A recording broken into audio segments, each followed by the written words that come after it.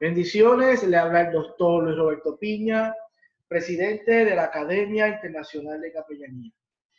Y esto es Teología, Existencia de Dios. Hoy estamos trabajando este tema relacionado a la clase de doctorado sobre la existencia de Dios. Vamos a ver esta clase. De forma de introducción, vamos a leer lo que nos dice el módulo con relación a este tema de la existencia de Dios. La existencia de Dios no puede ser probada o desmentida. La Biblia dice que debemos aceptar por fe el hecho de que Dios existe, pero sin fe es imposible agradar a Dios, porque es necesario que Él se acerque a Dios, crea que Él hay y que es galardonador de los que le buscan. Eso está en Hebreos 11:6. Así que comenzamos esta introducción con un versículo donde nos habla que sin fe es imposible agradar a Dios y que tenemos que acercarnos con toda certeza, con toda seguridad de que Él está ahí presente y que existe. Si Dios así lo deseara, simplemente podría aparecerse y demostrarle a todo el mundo que Él existe.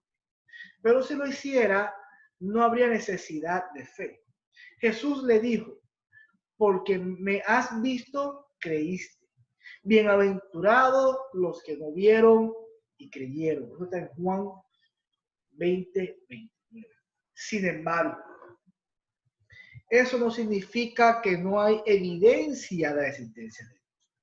La Biblia declara: los cielos cuentan la gloria de Dios y el firmamento anuncia las obras de sus manos.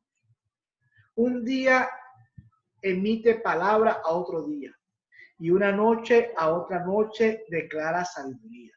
No hay lengua ni palabras, ni es oída su voz. Por toda la tierra salió su voz, y hasta el extremo del mundo su palabra. Eso está en Salmo 19, 1 al 4.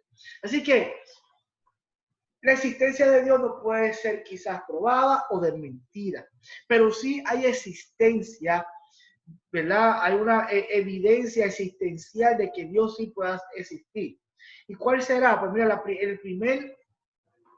de los primeros versículos que lo podemos encontrar de muchos, pero uno relevante, es este Salmo, donde nos dice que toda la creación, ¿verdad?, anuncia que es obra de Dios.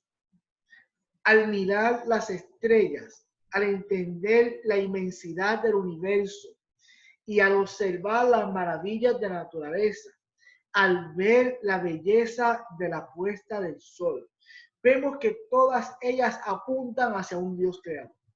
Si esto no fuera suficiente, también hay evidencia de Dios en nuestros propios corazones. Eclesiastés 3:11 nos dice: y he puesto eternidad en el corazón de los hombres. Hay algo en lo profundo de nuestro ser que reconoce que hay algo más allá de la vida y alguien más allá de este mundo. Intelectualmente podemos negar este conocimiento, pero la presencia de Dios en nosotros y en nuestro alrededor todavía está ahí. A pesar de esto, la Biblia nos advierte que algunos seguirán negando la existencia de Dios. Dice el necio en su corazón: no hay Dios. Salmo 14:1.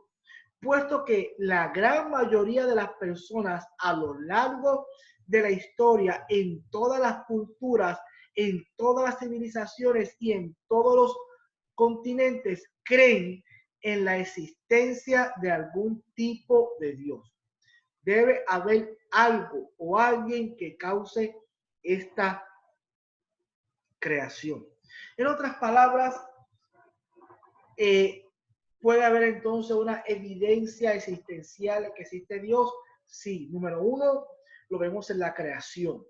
Esto realmente no pudo haber causado por algo al azar. Esto no pudo haber sido un accidente en el cosmos. Esto alguien tuvo que haberlo pensado y diseñado. También vemos que aún en nuestro ser hay una palabra que nos dice allí en Eclesiastés capítulo 3:11, donde dice que Dios ha puesto eternidad en nuestra vida. Y nosotros a veces podemos pensar como ser humano que podemos hacer las cosas por nosotros mismos, pero al caminar y al caminar y al caminar y al caminar y al caminar de la vida, podemos entonces sentir unos vacíos, unas expresiones que no podemos explicar o comprender hasta que nos acercamos a experimentar una relación con Dios y decir, esto realmente es lo que me hacía falta, porque el ser humano dentro de su interior reconoce que hay algo que le falta, hay algo de eternidad, hay algo donde el ser humano vive y necesita estar conectado a ese Dios creador.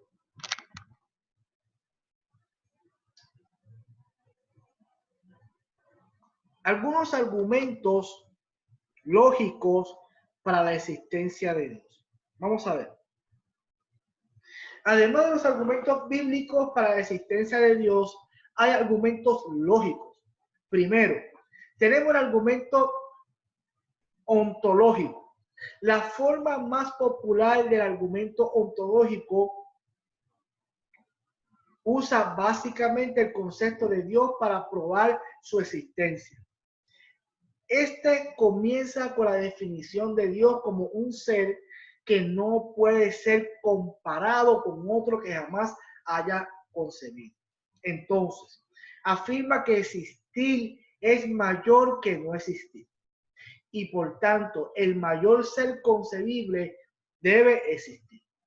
Si Dios no existió, entonces Dios no sería el mayor ser concebible. Pero eso iría a contradecir la definición misma de Dios. El segundo argumento teológico, el argumento teológico dice que ya que el universo despliega tan maravilloso diseño, debe haber habido un diseñador divino. Por ejemplo, aun si la Tierra tuviera unos pocos cientos de miles más cerca o más lejos del Sol, no sería capaz de mantener mucho de la vida como lo hace en la actualidad. Si los elementos en nuestra atmósfera fueran diferentes, aún en un pequeño porcentaje, cada cosa viviente sobre la Tierra moriría.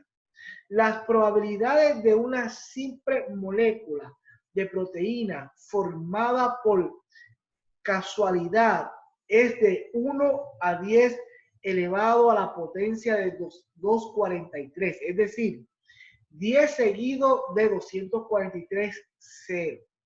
Una simple célula consta de millones de moléculas de proteína. Así que estamos viendo lo que son los argumentos lógicos para la existencia de Dios. Hay unos argumentos donde podemos ver, donde si Dios existe, todo entonces lo que ha sido creado ha sido por Él.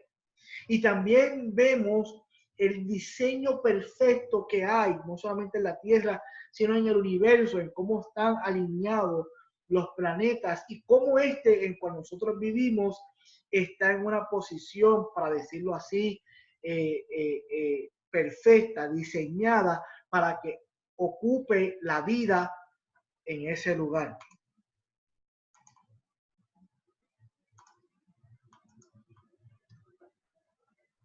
Seguimos con los argumentos lógicos para la existencia de Dios. Un tercer argumento lógico para la existencia de Dios es el denominado argumento cosmológico. Cada efecto debe tener una causa. Este universo y todo lo que en él hay es un efecto. Debe haber algo que cause que todo existiera. En otras palabras, en este argumento nos vamos a basar en esa teología, filosofía, donde nos habla de causa y efecto. Si hay algo que está ocurriendo es porque, ¿verdad? Fue efecto de una causa. Entonces, si hay un mundo, si hay un universo, esto fue causa, ¿verdad? Por algo. Este universo y todo lo que hay en él es un efecto. Debe haber algo que cause que esto existiera. A la larga, debe haber algo que no tuvo causa a fin de provocar que todo lo demás exista. Es algo que no tuvo causa, es Dios. Un cuarto argumento es conocido como el argumento moral.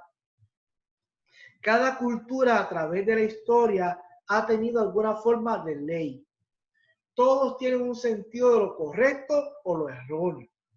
El asesinato, la muerte, el robo, la inmoralidad son rechazados casi universalmente. ¿De dónde vino ese sentido de lo correcto o lo erróneo? Sino de un Dios santo.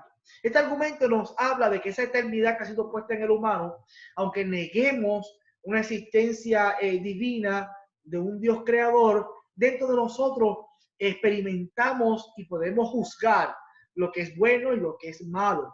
Y eso no puede ocurrir de algo que ocurrió al azar. Tuvo que haber sido puesto y diseñado en cada ser humano. A pesar de todo esto, la Biblia nos dice que la gente va a rechazar el conocimiento claro e innegable de Dios.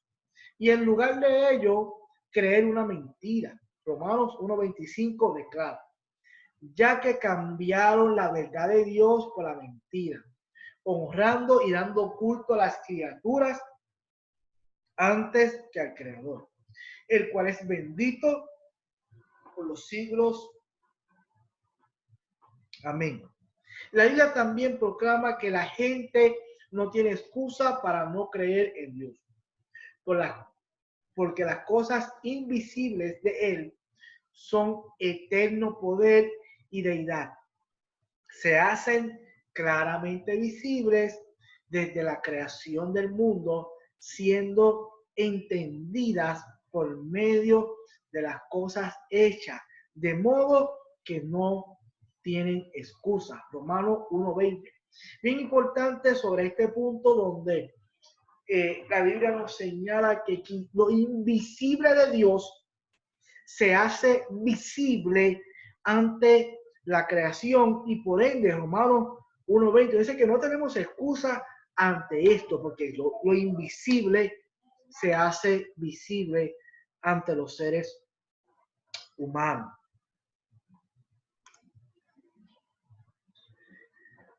La gente afirma rechazar la existencia de Dios. Vamos a encontrar, como todos conocemos hoy día, que hay mucha gente que rechaza, ¿verdad?, la existencia de Dios. Vamos a ver esto. La gente afirma rechazar la existencia de Dios porque no es científico o porque no hay pruebas. La razón verdadera es que una vez que la gente admite que hay un Dios, también debe darse cuenta de que son responsables ante Dios y que están necesitados de su perdón. Romanos 3:23 y 8:23. En otras palabras, la gente que rechaza a Dios es gente que no quiere ser confrontada por si realmente existiera ese Dios y rendirles cuenta de su vida y de sus acciones, ¿verdad?, a ese creador de nuestra vida. Si Dios existe, entonces somos responsables por nuestras acciones delante de Él. Si Dios no existe, entonces podemos hacer lo que queramos sin tener que preocuparnos porque Dios nos juzgue. Creo que esa es una de las razones por las que muchos que niegan la existencia de Dios están tan fuertemente aferrados a la teoría de la evolución, para dar a la gente una alternativa de creer en un Dios creador. Dios existe y a la larga todo el mundo sabe que Él existe. El hecho mismo de que algunos intentan tan agresivamente refutar su existencia es de hecho un argumento para su existencia. Es algo muy interesante porque aquellos que intentan defender con tanta agresividad la no existencia, ¿para qué lo hacen? Porque si no hay una existencia, ¿por qué defenderla tan agresivamente? Es simplemente uno dejar a los que crean por locos. Es algo tan sencillo como eso. Si, ¿verdad? Siempre nosotros hemos hablado en la comunicación popular de nuestra cultura, decimos, mira, que el sabio es el que calla, que para discutir hace faltan dos. Y entonces el que guarda silencio es el que tiene más prudencia, que para decir una verdad no hay que gritar, ¿verdad? Las verdades no se gritan.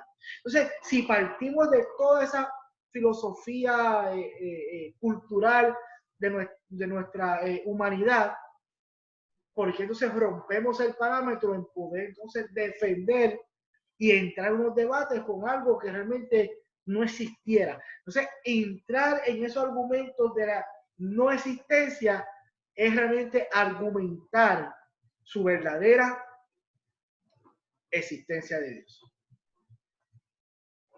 ¿Estamos listos? ¿Estamos ready? ¿Me escuchan? ¿Estamos listos? ¿Me escuchan? ¿Estamos ahí? ¿Seguimos? Aquí estamos. Vamos a seguir, seguimos. Vamos a ver la conclusión. ¿Cómo sabemos que existe Dios? Como cristianos, nosotros ahora, en este punto, como cristianos, sabemos que Dios existe porque hablamos con Él todos los días. No lo escuchamos hablar con voz audible, ¿verdad? En algunas ocasiones sí lo hemos podido hacer. Pero sentimos su presencia, sentimos su guía, conocemos su amor, anhelamos su gracia. Han ocurrido cosas en nuestra vida que no tienen otra explicación posible sino Dios. Dios nos ha salvado tan milagrosamente y ha cambiado nuestras vidas que no podemos sino reconocer y alabar su existencia. Ninguno de estos argumentos en sí pueden persuadir a alguien que rehúsa reconocer lo que es tan claro. Al final, la existencia de Dios debe ser aceptada por fe.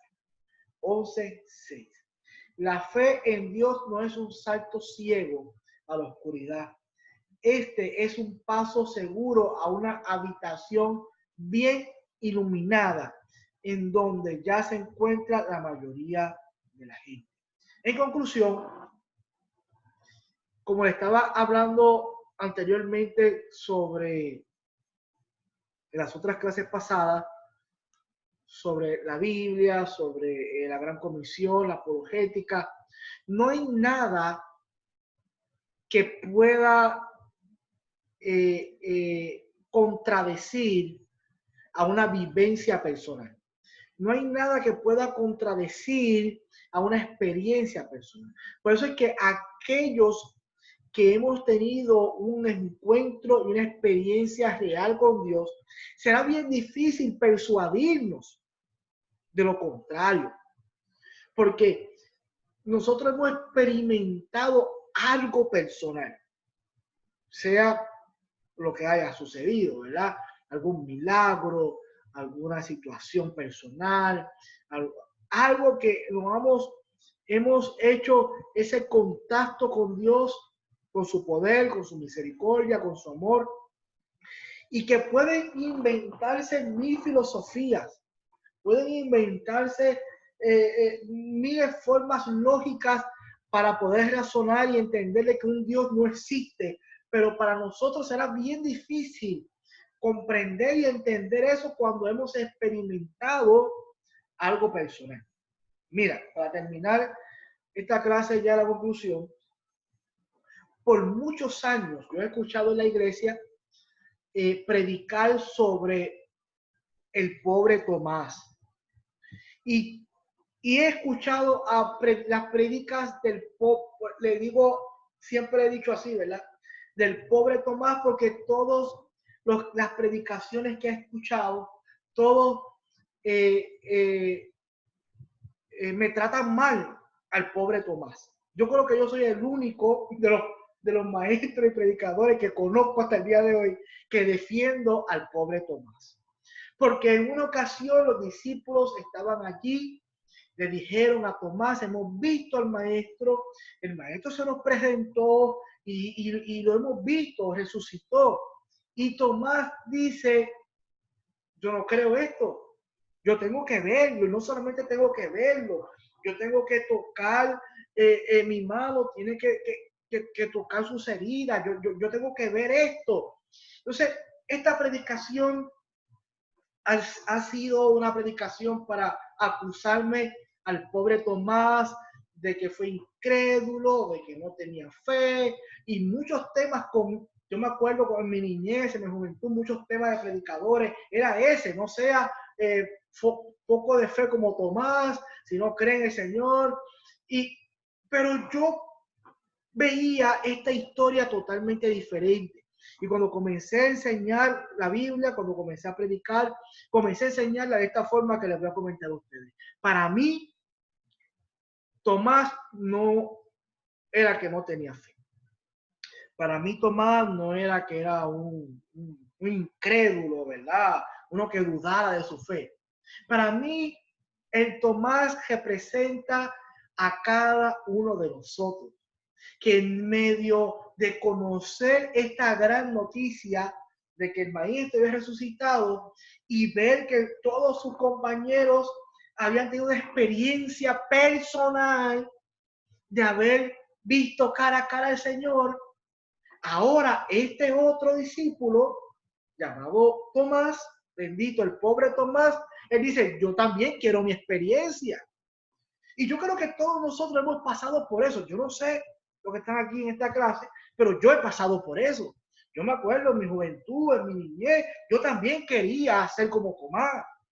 Yo también quería sentir el poder de Dios. Yo me acuerdo cuando yo quería sentir el Espíritu Santo. Yo me acuerdo cuando yo quería sentir lenguas. Yo me acuerdo cuando yo quería experimentar cosas sobrenaturales en mi vida. Yo oraba por eso y yo decía, Señor, yo quiero sentirte. Y no era que no tenía fe. No era que yo tenía en duda mi fundamento cristiano. Es que yo quería una experiencia personal. Y yo creo que Tomás lo que está es pidiendo a viva voz una experiencia personal, deseando una experiencia. Y yo creo que esa debe ser la actitud. Así como yo he escuchado muchos predicadores hablar contrario de que no sea como Tomás, hoy yo lo voy a invitar a cada uno de nosotros que seamos como Tomás, que pidamos una experiencia personal, que podamos decirle, Señor, yo quiero verte. Yo quiero ver tus heridas, yo quiero tocar tu costado, yo quiero meter mi dedo en la llaga. Todos sabemos que eso no va a ocurrir. Todos sabemos que el momento que se le apareció a Jesucristo, allá resucitado, y dijo, Tomás, vete. Mira mis manos, pon tu mano en mi costado. ¿Tomás lo hizo? No. Tomás cayó de rodillas ante el Señor. Igual somos nosotros. Nosotros quizás queremos esas experiencias, queremos esa experiencia personal, pero cuando se nos presenta Jesucristo en nuestra vida, todos nuestros argumentos se acaban. Lo único que hacemos es inclinarnos hacia su poder, hacia su misericordia, llorar en su presencia. Lo más duro, ¿verdad? Lo más hombres y mujeres duros ante su presencia en nuestras habitaciones, en nuestras iglesias. Allí caemos llorando. No nos atrevemos a mirar sus llagas, ni a meter nuestra mano, nuestro dedo en su costado. No hacemos nada de eso. Simplemente con el toque de su presencia nosotros caemos rendidos de rodillas, suplicando y dando gracias por su amor y su misericordia. Así que le invito en esta clase de teología de existencia de Dios, que una clase muy corta, una clase que se hace de esta forma, de una forma introductoria, que no estamos sacándole muchas cosas, ¿verdad? y sacándole, ¿verdad?, mucho exégesis o contenido, sino una clase introductoria de cómo se ve la vida hoy día con la existencia de Dios, con los que creen, con los que no creen. Pero para terminar, vuelvo y les repito, esto se acaba. Escuche bien, esto se acaba cuando nosotros tenemos una experiencia personal con Dios.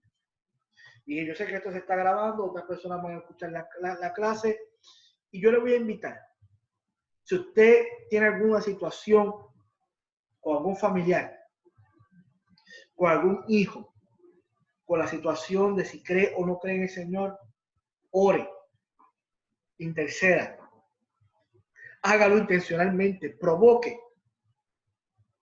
que su familiar, que su hijo, que su pariente tenga un encuentro personal con Dios.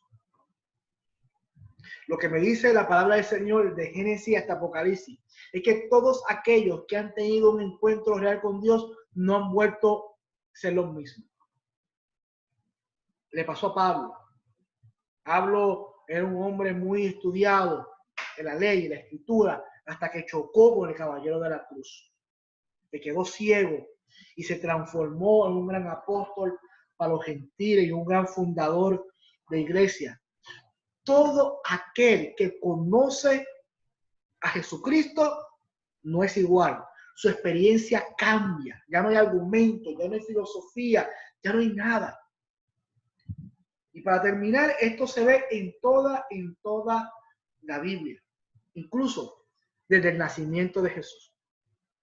En el nacimiento de Jesús, todos conocemos que fueron los magos del Oriente a visitar a aquel niño nacido y poder entregarle sus obsequios y adoración. Y hay algo muy interesante para terminar esta clase, muy interesante que hicieron aquellos magos del Oriente. Es que luego de haber terminado el tiempo de estar allí con el niño, no sé por qué, pero la Biblia especifica, y se fueron por otro camino. ¡Wow! Yo no sé si usted lee la Biblia como yo la leo, pero todo aquel que se encuentra con Jesucristo va por otro camino. No va por el mismo camino que llegó.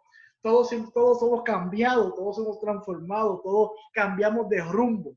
Y yo le invito en esta clase de la existencia de Dios que nosotros busquemos cada día más una experiencia personal con Dios, invitamos y provoquemos intencionalmente a que otros puedan provocar una vida personal, una relación personal, una experiencia personal, para que puedan entonces encontrarse con un Dios real y verdadero, fuera de las filosofías y fuera de las teologías. Así que vamos a tener aquí la clase, si hay alguna duda, pregunta y poder hablar.